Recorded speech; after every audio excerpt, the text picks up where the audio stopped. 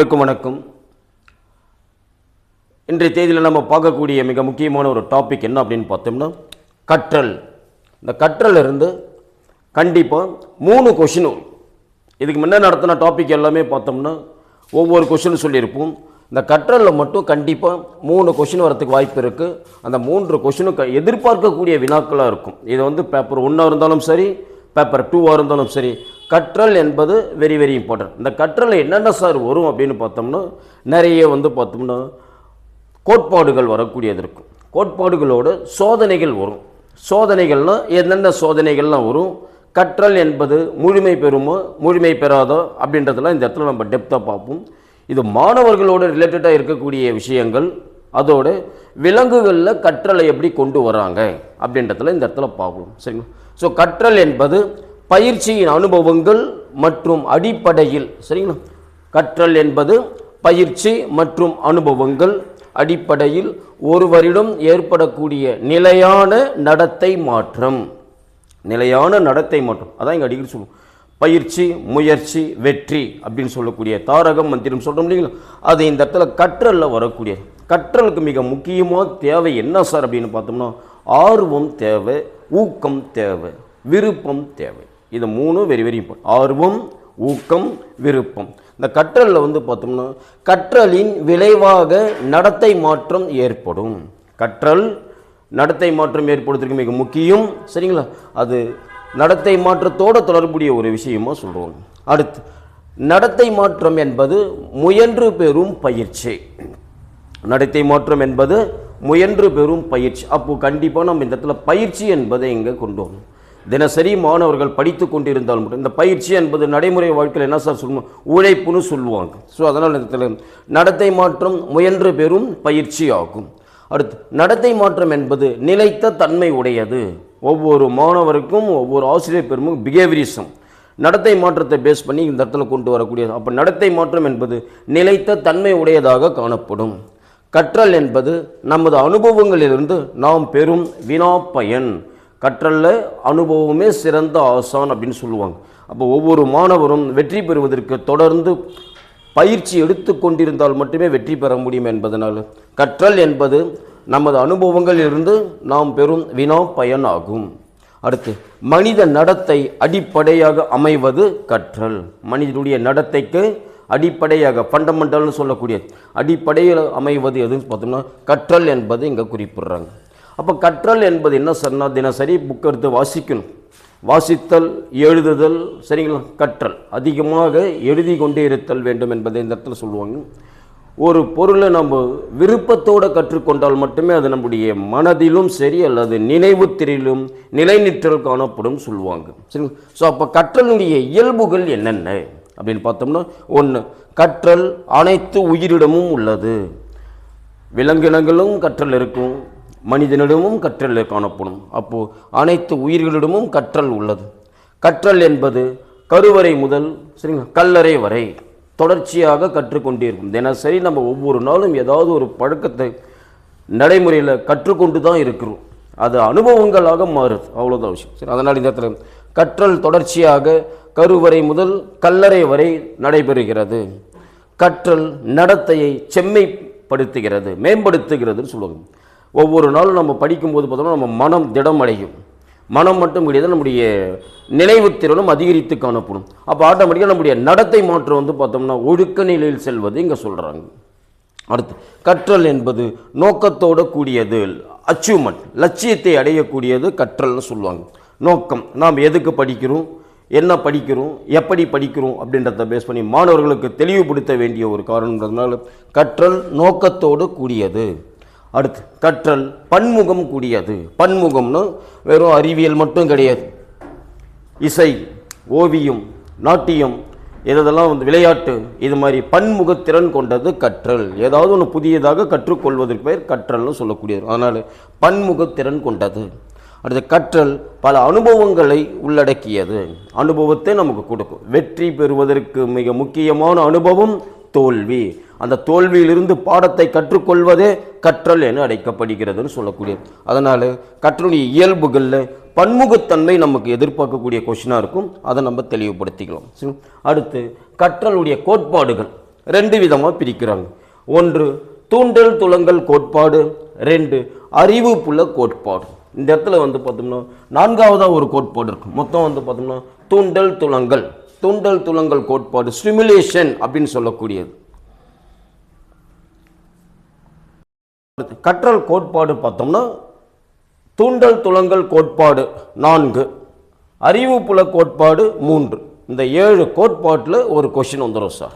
ஏதாவது ஒரு கொஷின் நம்ம எதிர்பார்க்கணும். யார் கொண்டு வந்தது, அந்த அறிஞர், உளவியல் அறிஞர் எந்த விலங்கு பயிற்சிக்கு ஈடுபடுத்தினார், அதனால் இது எதிர்பார்க்குற கொஷின்ன்றதுனால இதை படிக்க வேண்டியது இருக்கும். ஸோ இதில் வந்து பார்த்தோம்னா தூண்டல் துலங்கல் ஸ்டிமுலேஷன் எஸ்ஆர் கோட்பாடுன்னு சொல்லுவாங்க. இதில் தாண்டர்கைன் இணைப்பு கோட்பாடு, அடுத்து பாவ்லோ ஆக்கநிலை நிறுத்த கோட்பாடு, ஸ்கின்னர் செயல்படு ஆக்கநிலை நிறுத்த கோட்பாடு, அடுத்து ஹில் உந்த கோட்பாடு. இந்த 4ல் ஒன்று எதிர்பார்க்கும். அடுத்து அறிவு புல கோட்பாடு. இந்த அறிவு புல கோட்பாட்டில் முழுமை காட்சி கோட்பாடு கெஸ்லாட் தேரி, அடுத்து அறிவு புல கோட்பாடு, அடுத்து டால்மன் கோட்பாடு. இந்த 3ம் எதிர்பார்க்கக்கூடிய. இதில் தாண்டர்கென் என்பவர் என்ன சார் பண்ணுறாருன்னா மிக முக்கியமாக ஒரு விஷயத்தை கொண்டு வரார். ஒரு பெரிய ஒரு பாக்ஸில் நீங்கள் பிஎட் படிக்கிற ஆசிரியர் பெருமக்கள் அல்லது 2ஆம் நிலை இருக்கக்கூடிய ஆசிரியர் பெருமக்கள் நீங்கள் பயிற்சியின் அடிப்படையில் இதை பண்ணுவாங்க. ஒரு பெரிய பாக்ஸில் ஒரு அட்டையில் அல்லது ஒரு பெட்டியில் பூனையை வந்து பசி உள்ள ஒரு பூனையை வச்சுருவாங்க. அந்த பசி உள்ள ஒரு பூனை இருக்கும் பொழுது அதுக்கு வெளிப்பகுதியில் கருவாட்டு துண்டை வச்சுருவோம். ஸோ அது மாதிரி இருக்கும்போது அந்த பூனையானது தன் பசிக்காக வாயில் கீறி அல்லது வாலில் உதைத்து அல்லது காலில் கீறி ஏதாவது ஒன்று செய்து அது என்ன பண்ணோம்னா தூண்டல் இருக்கக்கூடிய இடத்துல துலங்கலாக வரக்கூடிய வாளால் ஒரு முறை அந்த கொக்கி அடிக்கும். அது ஓப்பனாகி வெளியில் வந்து கருவாட்டு துண்டை சாப்பிடும். இதுக்கு பயிற்சி எடுத்து கொண்டது அதிக நேரத்தை பிடிக்கும். 2வது முறை அதே மாதிரி உள்ளே விடும்போது அதனுடைய பயிற்சியினுடைய நேரம் குறைந்து காணப்படும். 3வது முறை நேரடியாக அந்த அனிமலானது என்ன சார் பண்ணோம்னா வாழை தட்டி கருவாட்டு துண்டு எடுக்கும். அப்போ இங்கே என்ன சார் கொண்டு வரும்னா விலங்குகள் இம்முறையில் முதலில் பயிற்சிக்கு அளிக்கப்பட்டது. அப்போது டாண்டர்கன் இணைப்பு கோட்பாட்டில் விலங்குக்கு முக்கியத்துவம் தராங்க. அதுக்கு அடுத்து வந்து பார்த்தோம்னா மனிதர்கள் சிக்கலான செயலை கற்றுக்கொள்வதற்கு நிலையில் செயல்திறன் தேர்ச்சி பெற வேண்டும். ஏதாவது சிக்கலான ஒரு செயல் புதியதாக ஒரு விஷயத்தை கற்றுக்கிறோம்னா அதுக்கு கண்டிப்பாக சிக்கலாக இருக்கும். அது பயிற்சியின் அடிப்படையில் தான் கொண்டு. அதனால் இங்கே எடுத்துக்காட்டு வந்து பேப்பர் 1ல் கேட்கக்கூடிய வினம் சித்திரமும் சென்னா பழக்கும் பயிற்சியால் விளைவது. இப்போ பூ கட்டுறவங்களை பார்த்துருக்கலாம், வேகமாக கட்டுவாங்க. புதியதாக கட்டுறவங்க கண்டிப்பாக அந்த பூ கட்டும்போது பார்த்தோம்னா கற்றலுடைய பயிற்சியினுடைய அனுபவம் குறைந்து காணப்படும். அடுத்து தேநீர் ஆற்றக்கூடிய நபர்கள் பார்த்தோம்னா பழக்கத்தில் இருக்கிற நல்ல நிலையை கொண்டு போவாங்க. புதியதாக இருக்கக்கூடிய நபர்கள் கண்டிப்பாக அந்த இடத்துல இருக்கும். 3வது என்ன சார் சொல்கிறாருன்னா சைக்கிள் ஓட்டுதல். சைக்கிள் எடுத்ததுமே வேகமாக ஓட்ட முடியாது. அது எப்படி முதல்ல சைக்கிள் பிடிப்ப வேண்டும், அடுத்து பெடல் எதை மதிக்க வேண்டும் என்பது சரிங்களா. ஸோ அதனால் சித்திரமும் சென்னா பழக்கும் பயிற்சியில் விளைவது. சிக்கலறை சோதனை. இந்த சிக்கலறை சோதனை நடத்தியவர் டாண்டர்கைன். அப்போ அவர் நடத்திய விலங்கு பூனை என்பது இந்த இடத்துல கேட்கக்கூடிய வினம். இந்த டாண்டர்கைன் என்ன சார் பண்ணுறாருன்னா 3 விதியை கொடுக்குறாரு. என்னென்ன விதி தராருன்னா ஆயத்த விதி, பயிற்சி விதி, விளைவு விதி. இது வந்து பேப்பர் 2ல் கேட்கக்கூடிய வினம். பேப்பர் 2ல் எதிர்பார்க்குற வினம். இந்த இடத்துல சிக்கலறை சோதனைனா பூனைன்னு வந்தால் டாண்டர்கன் போடணும். விளைவு விதி, பயிற்சி விதி, ஆயத்த விதி, இந்த விதியினுடைய பயன்தான் மாணவருக்கு எப்படி கொண்டு போகிறோம்னு சொல்லணும்.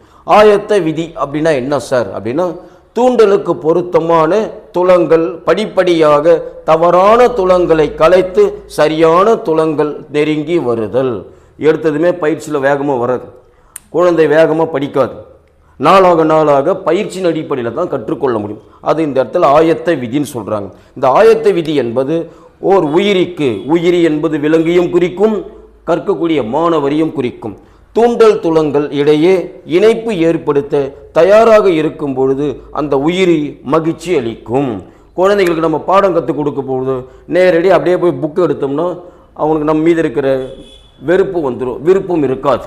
ஆனால் ஏதாவது ஒரு பாக்ஸ், ஏதாவது ஒரு பெட்டி, இல்லை ஏதாவது ஒரு வரைபடம் அல்லது டீச்சிங் மெத்தட் கொண்டு போனால் நம்மளை சுற்றி நின்று கொண்டு இருப்பார்கள். அதனால் இந்த இடத்துல ஆசிரியர் பாடப்பொருளை கற்பிக்க முயலும் பொழுது மாணவர்களை ஆயத்தப்படுத்த வேண்டும். இதுதான் ஆயத்த விதி என அழைக்கப்படுகிறது. அடுத்து நம்ம வந்து பார்த்தோம்னா 3 விதிகள் சொன்னோம். அதில் ஆயத்த விதிகள் பார்த்தோம். அடுத்து பயிற்சி விதி. இதான் சார் கொஷினாக கேட்பாங்க பேப்பர் 1. பயிற்சி விதியின் வேறு பெயர் என்ன? அலைவெண் விதி அல்லது அண்மை விதி. அதனால் இது எதிர்பார்க்குற கொஷின். பயிற்சி விதி, அலைவெண் விதி, அண்மை விதி. இதை யார் கொண்டு வந்தது? தாண்டர்கை அப்படின்றத ஞாபகம் வச்சுக்கணும். ஏன்னா இங்கே பயிற்சினா என்ன சொல்கிறாங்க அப்படின்னா, திரும்ப திரும்ப பல முறை முயற்சிக்கப்பட்டால் தூண்டல் துலங்கல் வலுப்பெறும். கண்டினியூவாக படிச்சுக்கிட்டே இருக்கிறத விட்டுட்டு ஒரு முறை படிக்கிறதை விட தொடர்ந்து தூண்டல் துலங்கல் ஏற்படுத்தி கொண்டிருக்க வேண்டும். இந்த தூண்டல் துலங்கல் ஏற்படுவதற்கு தேவை ஆர்வமும் விருப்பம். இது கண்டினியூவாக கற்றல் முடிகிற வரைக்கும் நம்ம கண்டினியூவாக படித்து கொண்டிருக்க வேண்டும். அப்போ தூண்டல் துலங்கல் வலுப்பெற வேண்டும். சரிங்களா? அண்மையில் நிகழ்த்தப்பட்ட செயல் மற்ற செயல்களை காட்டிலும் ஏதாவது ஒரு புதியதாக கண்டறிவதோ அல்லது ஏதாவது ஒரு புதியதாக பாடத்தை நீங்கள் கற்றறிந்தாலோ அல்லது ஆசிரியர் பெருமக்கள் புதியதாக மாணவர்கள் சொல்கிறாலோ அந்த பாடத்தில் செயல் மற்றும் செயல்களை காட்டிலும் அதிக அளவு நிகழ்த்தப்பட்டால் பயிற்சியின் தாக்கம் அதிகரிக்கும். அதனால் இது பயிற்சி விதி என அழைக்கணும். கண்டினியூவாக பயிற்சி கொடுப்பதை இங்கே வரும். ஃபார் எக்ஸாம்பிள் பாடம் நடத்துகிறோம், பாடம் நடத்தி முடிச்சிட்ட உடனே மாணவருக்கு டெஸ்ட் வைப்போம் அல்லது ஃபீட்பேக் கேட்போம் அல்லது மாணவர்களுக்கு வந்து பார்த்தோம்னா ஹோம்ஒர்க் கொடுத்து அனுப்புவோம். மறுநாள் வந்து தேர்வு எழுத வைப்போம். அப்போ தேர்வு எழுத வைக்கும்போது நம்ம நடத்துறதுலேருந்து அவன் எந்த அளவுக்கு விஷயத்தை தெரிந்து கொண்டான் என்பதை பேஸ் பண்ணி இதை கொண்டு வரும். அதுதான் இங்கே சொல்கிறாங்க. எதை கற்பிக்க வேண்டும் என்பது அது தொடர்பான பயிற்சி போதுமான அளவு கொடுக்க வேண்டும். மாணவர்களுக்கு எதை கற்பிக்க வேண்டும் அப்படின்றத முதல்ல அவங்களுக்கு மைக்ரோ டீச்சிங் நுண்ணிலை கற்பித்தலாம் நம்ம இதை கொண்டு வரணும்.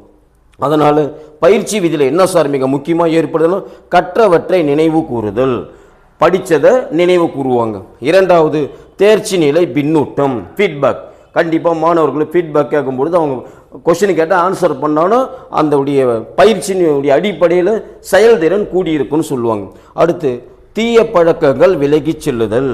இது வெரி வெரி இம்பார்ட்டன்ட். ஒரு பயிற்சியினுடைய அனுபவத்தில் தான் தவறான வழியில் செல்லக்கூடிய மாணவர்கள், குறிப்பாக குமரப்பருவ மாணவர்கள் தீய பழக்கத்தை விலகி விடுவார்கள்.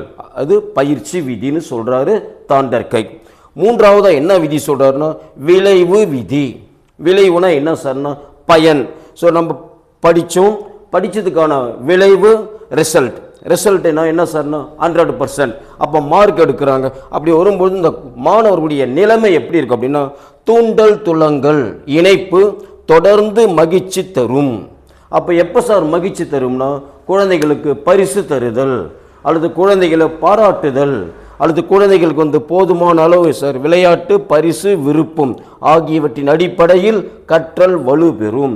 அதனால் குழந்தைகளுக்கு நம்ம ஏதாவது ஒன்று தரணும்னா அதுக்கு பரிசுன்னு ஒன்று கொடுத்தா அந்த குழந்தைக்கு அடுத்த முறை நம்ம பரிசு வரும் அப்படின்ற நினைவில் குழந்தைங்க படிப்பாங்க. ஆனால் இதே குழந்தைங்களை எதிர்மறை எண்ணத்தில் மற்ற குழந்தைகள் முன்னணியில் தண்டனை, வேதனை அல்லது குற்ற உணர்வு, துயரம், துண்டல் துலங்கல் இணைப்பு தொடர்ந்து துயரம், வேதனை, தண்டனை போன்றவற்றால் விளைவுகள் வலு இழந்து கற்றலில் இருந்து விலகிவிடும் அல்லது தேக்கம் ஏற்படும். அதனால் குழந்தைகளை மற்ற குழந்தைங்க முன்னாடி கம்பேரிசன் வச்சு நம்ம பேசக்கூடாது. அப்படி பேசணும்.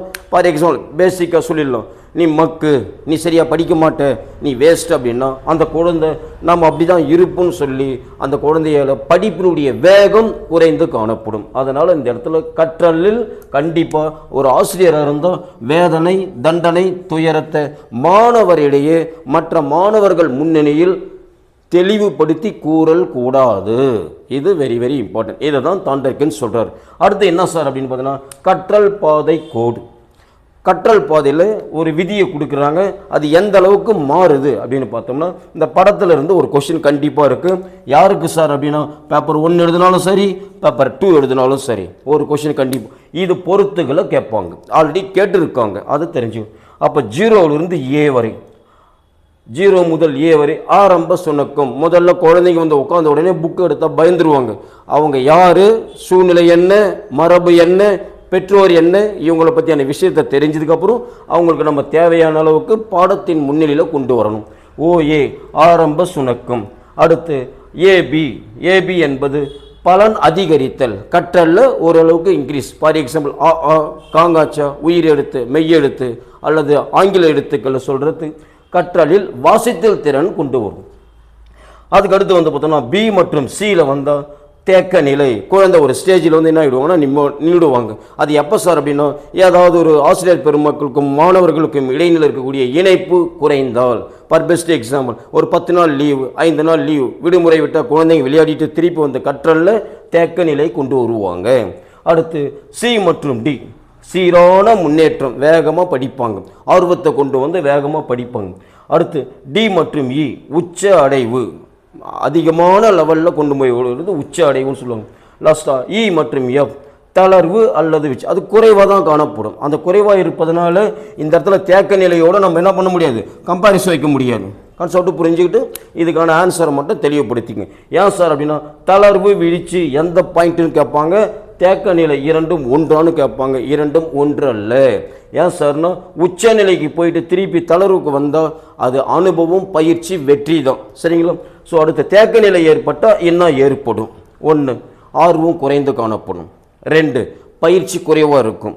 3, கற்பவர் ஈடுபாடு இல்லாமல் இருப்பாங்க. 4, கற்பவர் குறைந்த ஆவாவு நிலை. ஆவாவுனா இங்கே தன்னம்பிக்கைன்னு அர்த்தம். ஆவாவு நிலை குறைந்து காணப்படும். இது ஆவாவு என்பது தன்னம்பிக்கை, கான்செப்ட், செல்ஃப் கான்செப்ட் அப்படின்னு சொல்லக்கூடியது. அடுத்து குருட்டு மனப்படும், ஏதாவது ஒன்று படித்து எழுதுறதுக்கான அர்த்தத்தை இங்கே கொண்டு வருவாங்க. அடுத்து வந்து பார்த்தோம்னா திட்டமிட்டு கற்றல் இல்லாதது. இந்த 6 பாயிண்ட்டும் தேக்க நிலையோடு தொடர்புடையதுன்னு சொல்லுவாங்க. இவை அனைத்தும் யாருடைய கற்றல் கோட்பாடு சார் அப்படின்னா, தாண்டர்கன் கற்றல் கோட்பாட்டோடு தொடர்புடையது. இந்த தாண்டர்கனுடைய விதிகள் கேட்கலாம், அல்லது தாண்டர்கனுடைய எந்த விலங்கை சோதனைக்கு உட்படுத்தினார்னு கேட்கலாம். கற்றல் பெரிய டாபிக். இதனுடைய கண்டினியூட்டி அடுத்த வகுப்பு பார்க்கலாம். நன்றி.